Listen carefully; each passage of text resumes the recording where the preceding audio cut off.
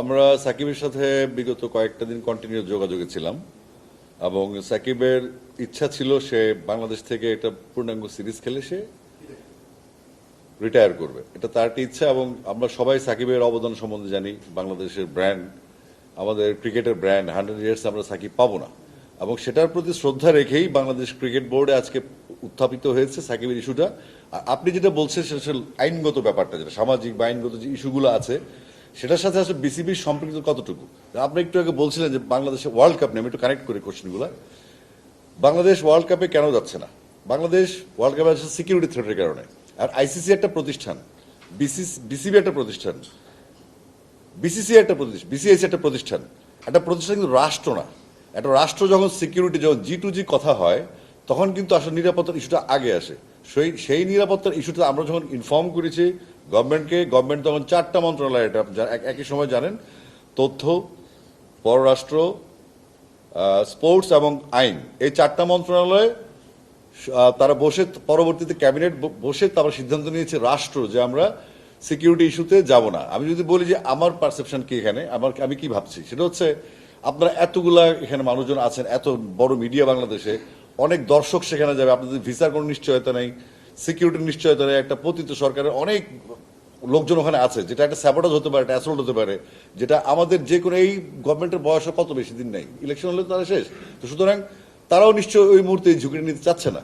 তো সেই ঝুঁকিটা এড়ানোর জন্য হয়তো গভর্নমেন্ট দেশে নিতে পারে, বাট বিসিবির কোনো এখতিয়ার নাই যে আপনার এই সিকিউরিটি নিয়ে সর্বোচ্চ কথা বলা। কারণ বিসিবি একটা প্রতিষ্ঠান, স্বায়ত্তশাসিত প্রতিষ্ঠান, তার কোনো রাষ্ট্র নয়, আইসিসিও রাষ্ট্র নয়। সুতরাং যখন রাষ্ট্র টু রাষ্ট্র কথা হয়েছে তখন আমরা ওখান থেকে কোনো রকম রাষ্ট্রীয়ভাবে কোনো রেফারেন্স আমরা পাইনি, নিশ্চয়তা পাইনি যে আমাদের নিরাপত্তা দেওয়া হবে।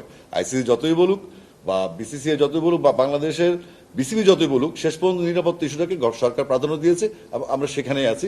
এই কারণে আমাদের আসলে ইন্ডিয়াতে ট্যুরটা হয়নি। কিন্তু আমরা সবসময় বলেছি আমরা খেলতে চাই, আমরা কিন্তু কখনো বলিনি আমরা খেলবো না। আমরা বোর্ডে যখন চুক্তিবদ্ধ আর্টিস্ট চলে আসে, চুক্তিবদ্ধ প্লেয়াররা যখন লিস্টটা হচ্ছে, তাদের গ্রেডেশন সিবিএডি যখন হচ্ছে, তখন আমাদের একজন ডিরেক্টর তিনি প্রস্তাব তুলেছেন সাকিব আল হাসানের বিষয়ে। কারণ গত কয়েকদিন যাবৎ তার মনোজগতে যে এই চিন্তা ভাবনা আসছে, সেই রিটায়ার করতে চায় এবং সাকিব আল হাসানের যে অবস্থানটা বাংলাদেশে, মানুষের মনে যে ভালোবাসা এবং আমাদের যে দায়িত্ববোধ থেকে, এবং পাশাপাশি সাকিবের সাথে আমি নিজে চেস করছি সাকিবকে, এবং ইন্টারেস্টিং সাকিবের সাথে প্রায়ই কথা হয় আমার ইস্যু বিষয় নিয়ে, বাংলাদেশের ক্রিকেট নিয়ে। বাট সেই ইচ্ছা পোষণ করার পর আমরা আলোচনা করেছি। আলোচনার পরে আমরা বোর্ড থেকে সিদ্ধান্ত নিয়েছি আমরা এই তার ফিটনেস, তার ক্যারিয়ারের যে অবস্থায় আছে, বা তার ট্রেনার বা তার যে সিলেকশন বোর্ড আছে, সেখান থেকে যদি ক্লিয়ারেন্সটা পাওয়া যায় খেলার জন্য সাকিব ফিট কিনা। তারপরে যে প্রশাসনিক ইস্যুগুলো আছে সেটা আগেরবার যেমন সমস্যা দেখা দিয়েছিল তখন আমরা ছিলাম না।